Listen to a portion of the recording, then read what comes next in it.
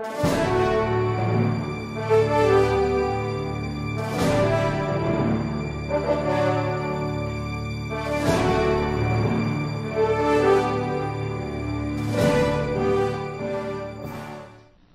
sa Amerika po, yung mga tinatanong natin ay tinanong din nila.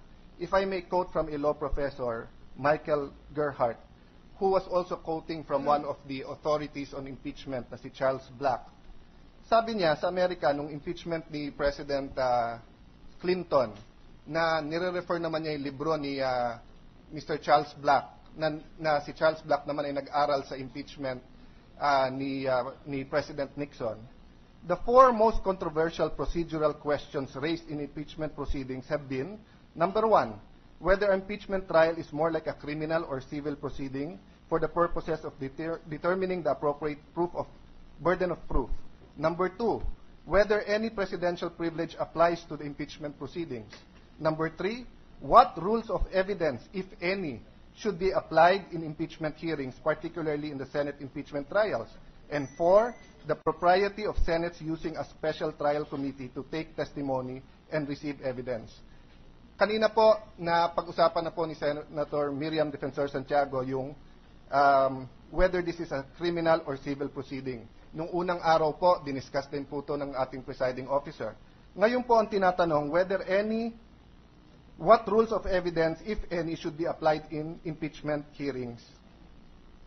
Ang sabi po ng professor of law na ito, it is unnecessary to make any particular rules of evidence applicable to impeachment proceedings. Both state and federal courts require a special rule of evidence to make trials more efficient and fair, or to keep certain evidence from the jury, whose members might not understand or appreciate its reliability, credibility, or potentially prejudicial effect. That concerns leading to the use of special rules of evidence in state and federal courts do not, however, apply to impeachment trials. An impeachment trial is not the usual kind of trial, nor does it involve a typical jury. Rather, impeachments are extraordinary hearings administered by sophisticated and politically savvy body, the Congress of the United States. In other words, Mr. President, to summarize, meron po tayong special rules of evidence sa mga korte, civil, administrative, criminal rules, sapagkat sa Amerika, yung jury, hindi sila trained dun sa mga questions kung leading, misleading, kung hypothetical siya. So baka mangyari, hindi maging fair or reliable yung trial dahil baka mag-admit sila ng ebidensya na hindi reliable, hindi credible, or baka prejudicial.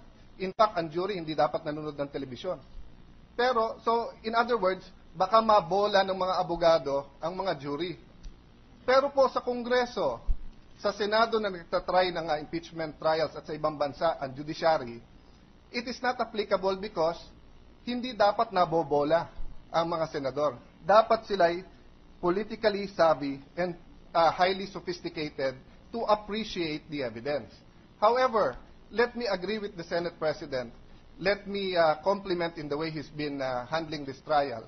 I disagree with him many times or on some points. However, he has been asking all of us, kung hindi ito applicable, anong suggestion nyo?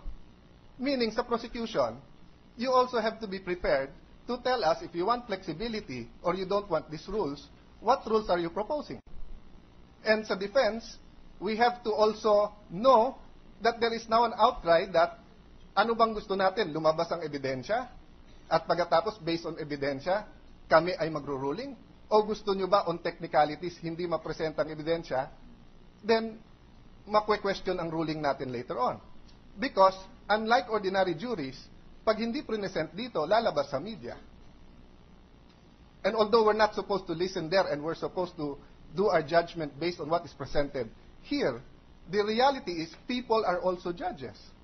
So, Mr. President, let me agree with your ruling that you will have to follow the rules as provided in the rules of the Senate and the suppletory character of the rules of court.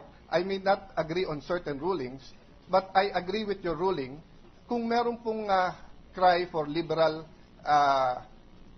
liberality in the application of the rules, whether we're going to say ano ba ang applicable sa burden of proof, ano applicable sa rules of pleading, let us also make clear kung anong proposal natin.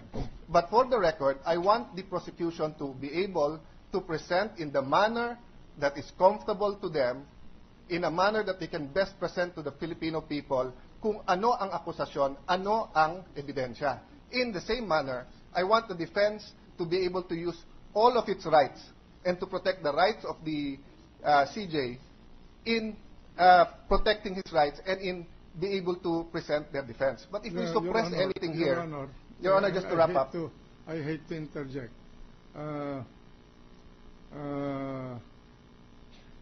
Will you kindly... Yes, actually I was on my last sentence, Your Honor. Yeah. In the end, pag nasuppress po natin yung ebidensya dito, bayan ang talo. Bakit po? Sa criminal case po, meron double jeopardy.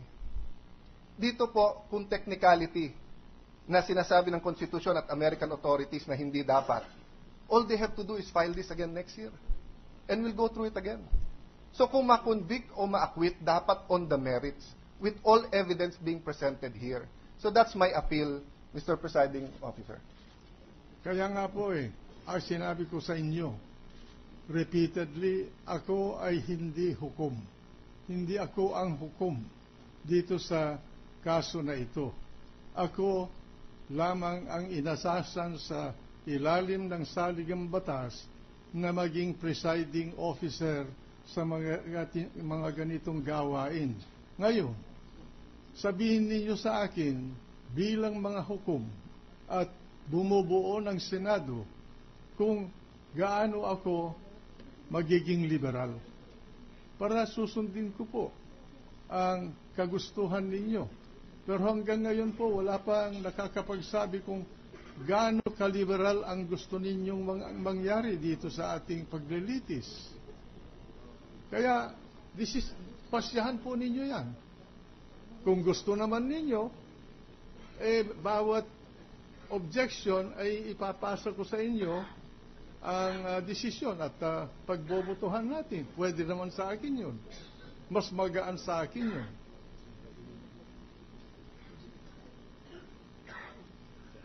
Alam po ninyo, ako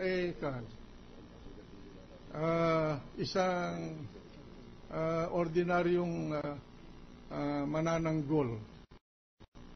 Pero naman ako mga hinawakan ng mga kaso, matagal po ako sa husgado.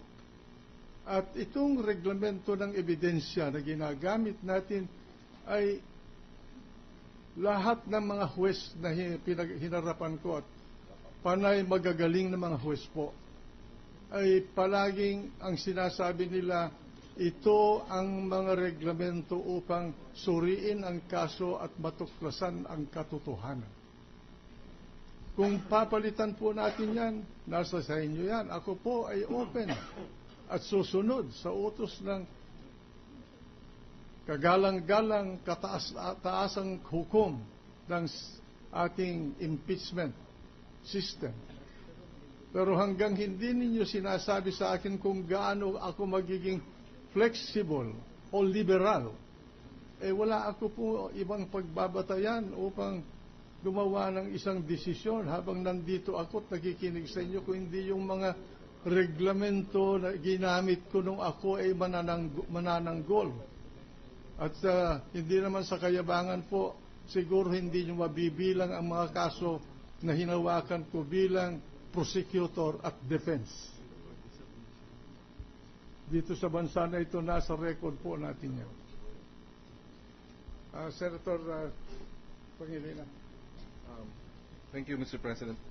Mr. President, if I may just suggest to both counsels of the prosecution and defense, because as correctly pointed out earlier by Senator Judge Miriam, Defensor Santiago, the rules of court provide for construction which should be liberal. And therefore, if there are issues regarding the strictness of the proceedings, then let whether the defense or the counsel for prosecution invoke Rule 6 of the Rules of Court and request for a ruling from the chair regarding whether or not precisely there is a too strict interpretation of a particular issue before us, Mr. President. So it will be a case-to-case basis. Ang sinasabi ko lang po, alalahanin natin na itong paglilitis na ito ay hindi ito lamang ang mangyayari sa ating bansa. Kaya ko ginagawa ito para sa ganoon ay merong magiging tularan ng mga susunod na hahawak ng kapangyarihan dito. Para sa ganoon ay may direksyon at order ang ating sistema. Kaya ginagawa ko po yung kaya kong magagawa upang malinis at transparent itong ginagawa natin para ang ating taong bayan ay magkaroon ng paniniwala na tayo ay talagang marangal, makatwiran, makatarungan at tapat ng mga hukom na inutusan ng ating mga taong bayan sa kanilang konstitusyon upang magbigay ng hatol ng hustisya sa sino man na nasasakdal sa atin.